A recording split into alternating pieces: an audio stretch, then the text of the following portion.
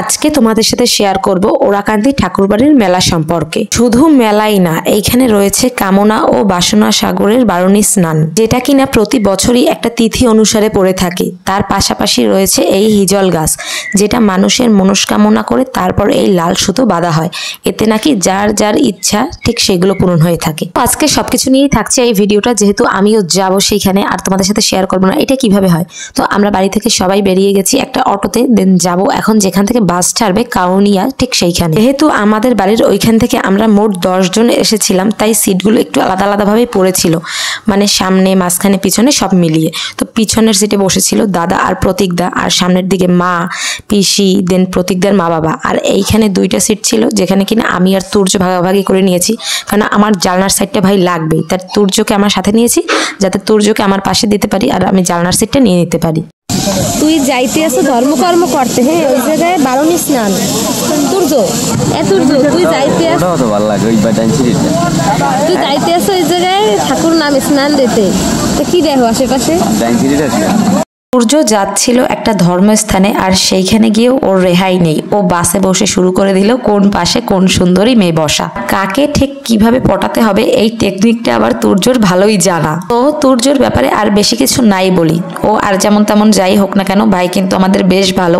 আর এইবার ওরাকান্দি গিয়ে বারুণী স্নান দিয়ে তো একদম মানে পাপ থেকে পবিত্র হয়ে এসেছে। এরপরে আমাদের বাসটা একটু সময়ের জন্য ব্রেক দিয়েছে, মানে সবাই যাতে একটু খাওয়া দাওয়া দেন ওয়াশরুমে যেতে পারে এর জন্য। আমার দ্বারে না, জয় থাকো দ্বারে।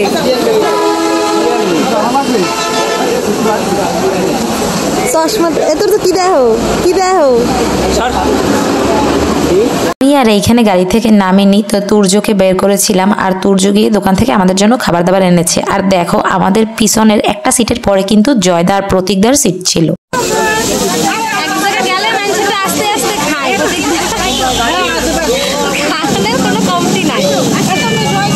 উনি হচ্ছেন কিন্তু প্রতীকদার বাবা। তো মেশোকে যদি ভিডিওতে না নেই তাইলে কি আর হয়? যেহেতু মেশো জানতো এই ভিডিও ইউটিউবে পোস্ট হবে আর মেশো ঘরে বসে দেখবে, তাই মেশো বলছিল যে ভিডিও কেন করো না, তাই মেশোকেও তাড়াতাড়ি ভিডিওতে নিলাম। তো এরপরে কানে হেডফোন দিয়ে দেন গান শুনে পুরো পথটা পার করলাম। আসলে এখানে কিন্তু কম জানি না, গোপালগঞ্জ তোমরা অনেকেই জানো, বরিশাল থেকে কিন্তু অনেকটা পথ।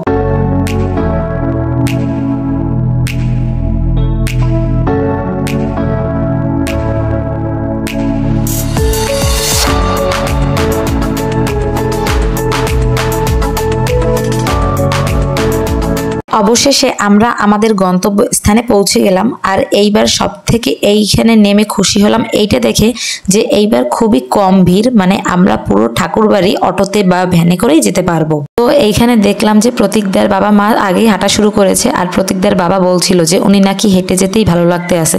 তো আমরা বললাম হেঁটে এত দূর যে সম্ভব না, তারপর আমরা একটা ভ্যানে উঠলাম। আর এইখানে হাসছিলাম এই কারণে যে প্রতীকদার মায়ের কষ্ট হবে দেখে প্রতীকদার বাবা তার ব্যাগটা টানছিল। অবশেষে আমরা তাদেরকে রাজি করে দেন একটা ভ্যানে উঠে গেছিলাম। আর যেহেতু আমরা 10 জন ছিলাম, একটা ভ্যানে তো হয়নি, তাই আরো একটা ভ্যান নিয়েছিলাম। আর এইখানে একটা ভ্যানে আমি, প্রতীকদা, জয়দা, তুর্য সব একসাথে উঠেছিলাম। দেখো ভাই রাস্তাঘাট যে কত পরিমাণ ফাঁকা ছিল, কেননা এইখানে এর আগে যত ভিড় হইতো অটো তো ভালো, একটা সাইকেলও ঢোকার জায়গা থাকতো না, বাট এইবার পুরো ঠাকুরবাড়ির সামনে পর্যন্ত একদম অটো রিক্সা সব যাচ্ছিল। এই যে আমরা একদম ঠাকুরবাড়ির মন্দিরের সামনেই কিন্তু থেমেছিলাম। এরপরে দেখলাম যে এইখানেও বেশ ভিড় কম, আর অনেক মানুষ আজকে বেরিয়ে যাচ্ছিল। যেহেতু এইবার স্নানের তিথি ছিল 2 দিন ব্যাপী, তাই প্রথম দিনই বেশিরভাগ মানুষ হয়ে দেন সেকেন্ডে সবাই বেরিয়ে গেছিল, আর আমরা দ্বিতীয় দিন এসেছিলাম, যে কারণে খুবই কম ভিড় ছিল। তো আমরা এইখানে এসে জাস্ট কিছুক্ষণ রেস্ট নিয়ে এরপর চলে আসলাম যে তাড়াতাড়ি যেহেতু স্নানটা করতেই হবে তাই আগে স্নানটা সেরে ফেলি। আর দেখো এখানে তুর্য, দাদা সবাই আগে নেমে গেছিল। তো আমি প্রতীকদের কাছে ক্যামেরাটা দিয়ে এরপর ভাবলাম যে আমিও নামি। আমরা কিন্তু প্রতি বছর ঠাকুরবাড়ি আসি, কিন্তু যে তেমন কোনো ভিডিওই করতে পারি না, একমাত্র এই ভিড়ের কারণে। তাই এইবার ফাঁকা দেখে ভাবলাম যে এই সুযোগ তো মিস করাই যাবে না। এইখানে কিন্তু প্রচুর পরিমাণ ডাঙ্কার আওয়াজ হচ্ছিল, যে কারণে আমি এতক্ষণ ভয়েস দিয়েছি।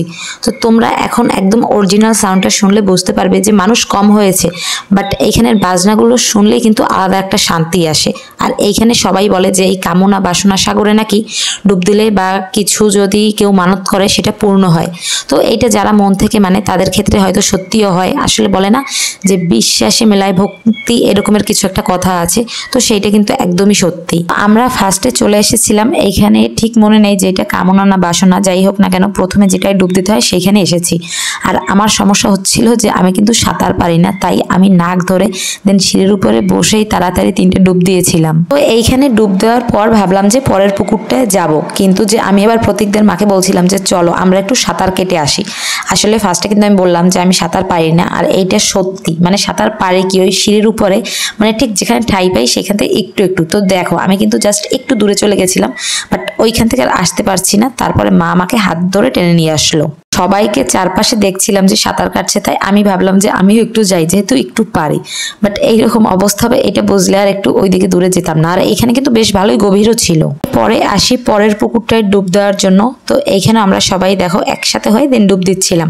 আর এইখানে আমি নাক ধরে রেখেছিলাম, বাট এইখানে আর কিন্তু সাঁতার কাটতে যাইনি, কেননা ফার্স্ট পুকুরে যে অবস্থা হলো, তো সেকেন্ড পুকুরে আর চাই না এরকমের কিছু হোক। আমাদের স্নান কিন্তু এইখানেই শেষ। আর এইখানে আমরা 3টার মধ্যেই স্নান কমপ্লিট করেছিলাম।